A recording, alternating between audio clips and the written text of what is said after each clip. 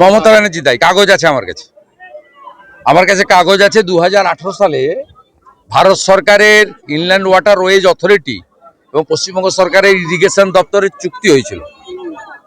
21 kilometre এলাকা বৈষ্ণবনগর থেকে ফরাক্কা পর্যন্ত 21 কিলোমিটার এলাকায় এনটিপিসি করবে, ফরাক্কা ব্যারেজ করবে। তারা তাদের কাজ করে দিয়েছে। বাকি 80 কিলোমিটার এলাকা আপ টু নদিয়া পর্যন্ত এটা দায়িত্ব নিয়েছিল রাজ্য সরকার, তারা কাজ করেন। রাজ্য সরকারের কাজ আমি আপনাকে বলে দিলাম, মদের দোকান খোলা, 20,000 নতুন মদের দোকান মমতা খুলেছে। রাজ্য সরকারের কাজ হচ্ছে তোষণ করা, মুসলিম ভোট ব্যাংকের জন্য তোষণ রাজনীতি করা, এর বলি হরগোবিন্দ দাস, চন্দন দাস।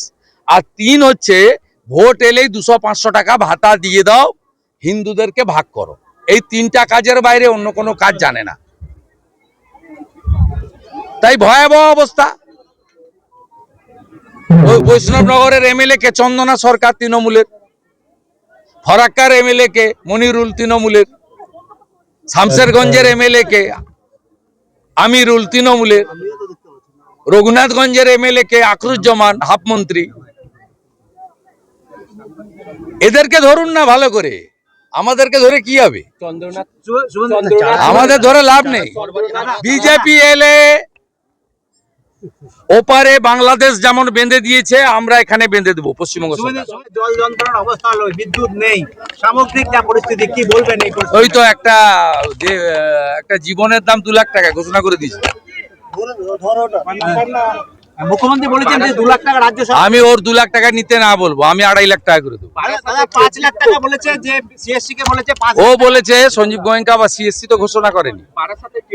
এটা কখনো হয় নাকি?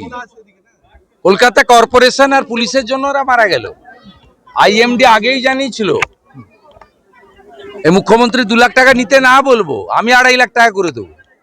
বারাসাতে টেট বিক্ষোভ নিয়োগের দাবিতে বিক্ষোভের মুখে আটকে গেলেন সাংসদ সৌগত রায় ও নির্মল ঘোষ।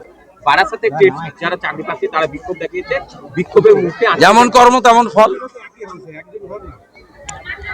যেমন কর্ম তেমন ফল। দাদা, গোটা রাজ্যের যুবক সমাজ, শিক্ষিত যুবকরা ফুঁসছে, যে কোনো সময় বিস্ফোরণ হবে। বাংলা খবর, আপনার রাজনীতি, আপনার আওয়াজ।